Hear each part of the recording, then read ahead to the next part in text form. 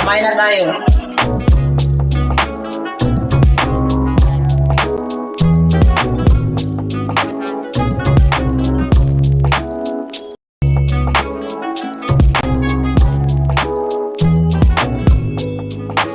Ay, salamat. Kakain na tayo. Sige, manalangin na tayo. Mapagpalang Diyos, maraming salamat po sa mga biyaya aming naringgap sa araw na ito.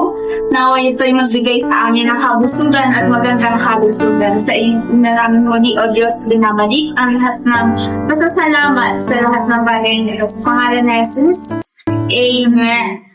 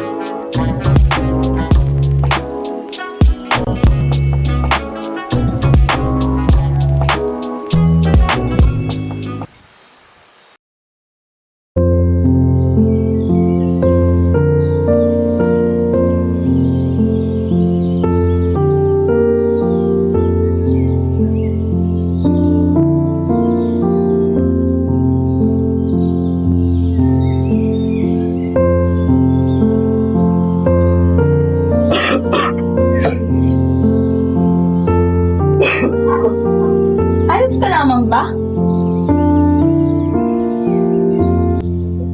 Anong nangyari sa'yo? Bakit ka nagkaganyan? Oo nga po, Papa. Gusto mo po bang dalhin ka na namin sa hospital?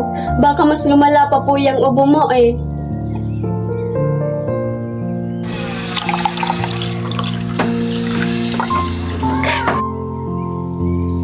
Ito po, tubig, inumin niyo.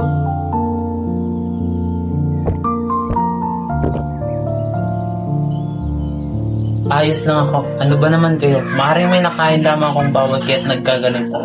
Huwag na kayong mag-alala. Sigurado po kayo? Sabi ko naman po kasi sa inyo na huwag muna kayong masyadong magpakapagod sa trabaho, lalo't na nakakaedad na kayo. Oo naman. Ay, minsan, mauna na ako. Iwan ko na kayo at magpapahinga na muna ako.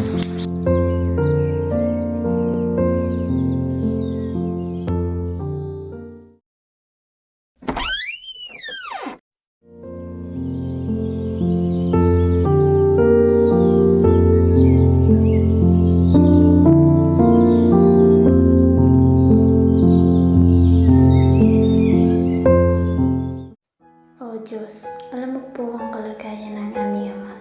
Ikaw na po ang bahala sa kanya. Ikaw lamang po ang may kakayahang gamutin ang kanyang sakit. Maraming salamat sa magandang kalusugan at mahabang buhay na pinakaloob niyo sa kanya upang makapiling pa namin siya ng mas matagal.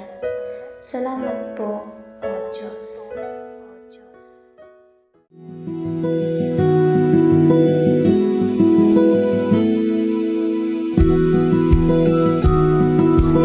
Maraming salamat, Lord, sa isang napakagandang umagang ito.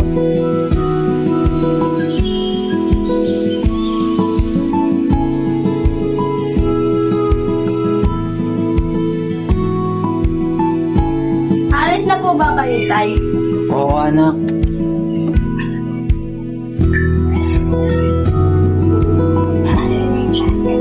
Naalis na din po ako kay Ned. Kasi dahil may search ka na rin po kami ngayong umaga. Mag-iingat ka sa iyong trabaho. At pati na rin ikaw, anak. Opo, Nay. Naway gabayan at pagkakaan kayo ng Diyos sa inyong pupuntahan. Alam! Ingat!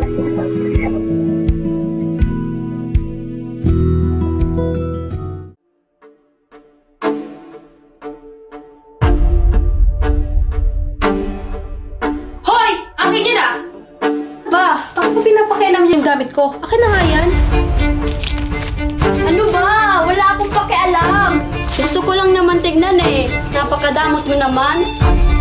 Ayoko nga. Baka masira mo pa.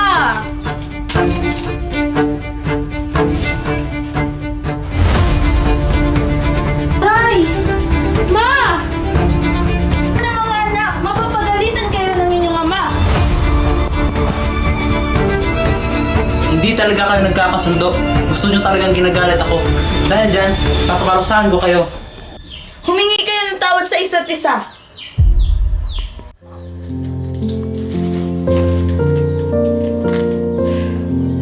Sorry na. Pasensya ka na ate. Hindi ko na po uulitin. Hala siya, pumunta na kayo sa inyong silid. Opo.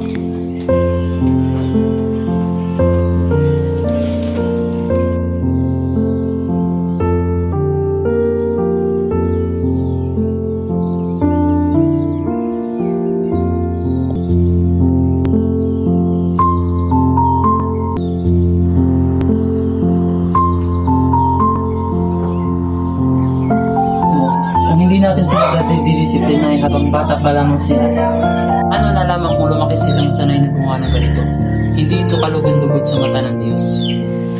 Alam ko, nauunawaan ko, magalit man sila sa atin, ay mauunawaan din nila ito sa tamang panahon.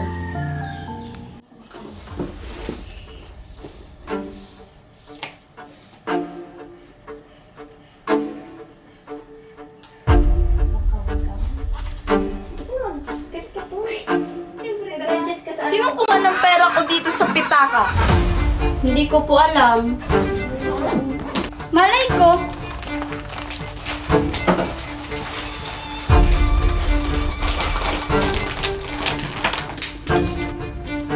Mas lalong hindi ko yan magagawa. Umamin na kayo! Wala nga amin ha! Isa! Dalawa!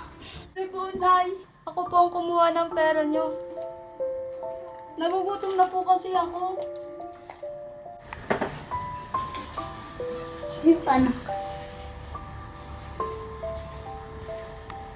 Ngunit mali pa rin ang ginawa mo. Ang pagsisinungaling at pagnanakaw ay kasalanan sa Diyos. Oo nga.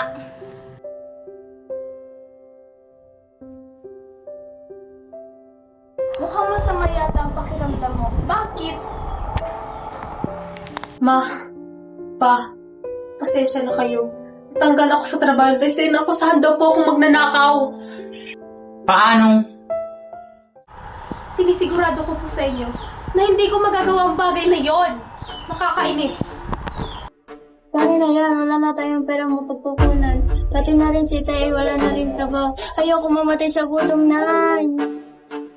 Ang mahalaga ay ligtas tayo. Pero, Ano na?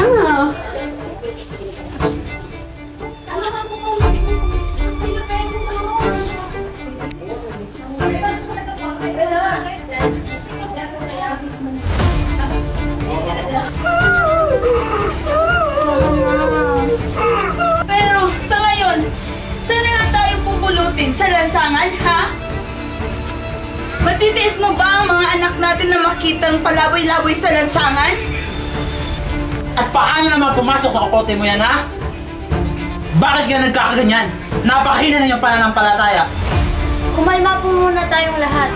Paano tayo kakalma sa ganitong sitwasyon, ha? Puro na lang kamalasan ang dumarating! Ang bibig mo, Rosalina. Mas mabuti pang manalangin tayo.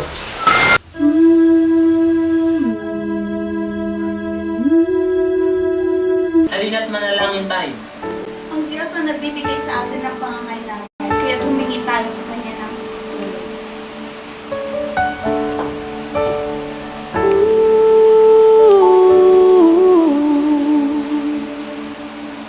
Tinig mo na aking hanap-hanap sa gitna ng bawat takot at paghihirap sa kabila ng sabi dito sa Isaiah 65 verse 1, sinabi ni Yahweh, nakahanda akong sagutin ang panalangin ng aking bayan Ngunit hindi naman sila nananalangin. Nakahanda ako magpakita sa naghahanap sa akin. Ngunit hindi naman sila naghahanap. Sinasabi ko sa bansang ayaw tumawag sa akin. Narito ako upang ikaw ay tulungan. Masay araw ng pagpapahinga, kaya't magsisimba tayo. Opo. Opo, Tay. Opo.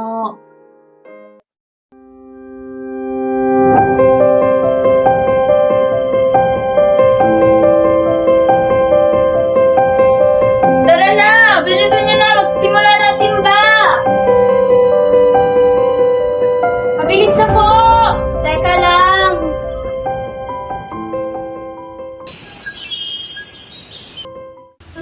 Kasalukuyan ngayong hinuhuli ang isang kumpanya dahil ito daw ay isa sa mga nagtutulak ng illegal na bagay sa loob ng bansa.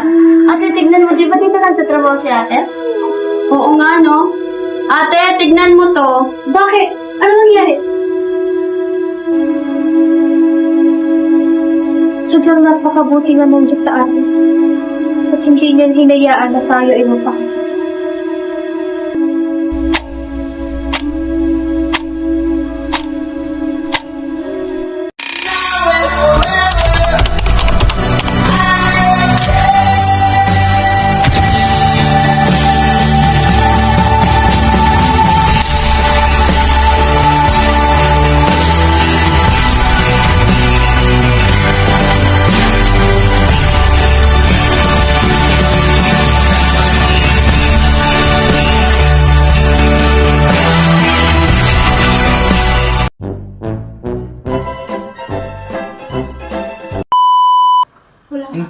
Ay, kuya.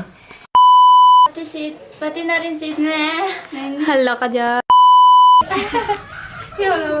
Ano, saan mo na po? Akura man digib.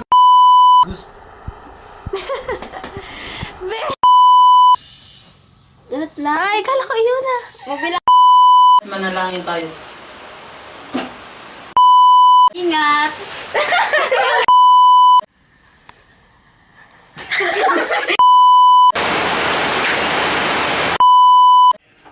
Ay, nasubrahan.